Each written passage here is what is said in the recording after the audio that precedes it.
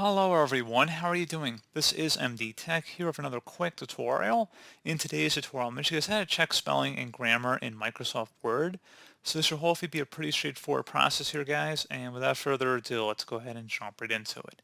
So all you have to do is open up Microsoft Word, select the File tab up in the top left, go down and select Options on the left panel here, and select Proofing on the left side. On the right side, you want to go down to where it says check spelling as you type, as well as mark grammar errors as you type and frequently confused words. Check grammar with spelling, make sure all of them are check marked. And then once you're done with that, you go ahead and select OK. And that's pretty much it. And if you want to perform a quick spell check, you can go ahead and select the Review tab and select versus spelling and grammar. Go ahead and left click on that and it'll go ahead and run a manual spell check of your Word document and see if there's any issues with the text. So pretty straightforward process here, guys. Do hope I was able to help you out, and I do look forward to catching you all in the next tutorial. Goodbye.